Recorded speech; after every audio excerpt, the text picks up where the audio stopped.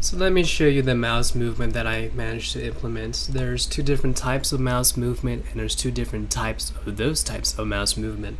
You have an absolute movement and a relative movement, and they can be either absolute locations, non-interpolated locations, or interpolated locations, depending if you add the fourth argument. And the fourth argument is in milliseconds, how long you want to take to go from where your mouse cursor is to the destination. Now, the way the coordinate system in Windows works is that 0, 0 for X and Y is actually up here, very top left corner, no idea why. X goes to the right and Y goes down. So we have an X of 200, it will be starting from 0 to 200, which is around here.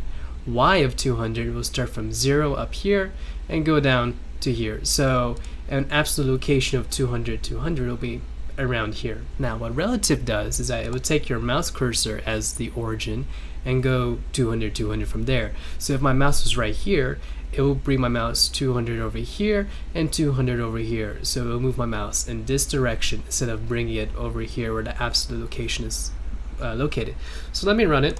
Enabled scripts. Debug. And since a black and white background is better, I'm just going to do it here, be all nasty. So let's look at the non-interpolation versions first. Move mouse absolute snap. Absolute snap. There we go. So that's 200 by 200. Move mouse absolute. Wrong one. Absolute snap. Yeah, I know.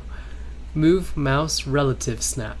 Relative snap. There we go. So that's about 200 from my mouse cursor position, which was over here. You can see it moved it this way. Now let's look at the interpolation. Move mouse absolute. Absolute interp. There we go. That was a 1 second interpolation. Move mouse relative Relative snap. I don't know my own commands. Move mouse relative. Move mouse relative. Relative interp. There we go. So you can see it moves in this direction. So why is this important? Well, you can hear in the background that annoying sound is actually War Thunder. So let's try it on the game, see what happens. Move mouse absolute. Absolute interp. Nothing happens. Move mouse absolute snap. Absolute snap. So you can see nothing happens. However, move mouse relative. Relative interp. There's a movement now.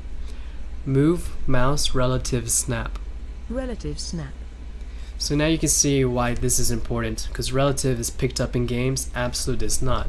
However, for like a desktop usage, you can just say this position here will never change. So if you know that this is like say x100 y of 20, you can just say absolute location, it goes here, and you can click it and then you can just do whatever you want. So it's useful for desktop and other stuff. It could also potentially work in games in windowed mode, but stick with relative.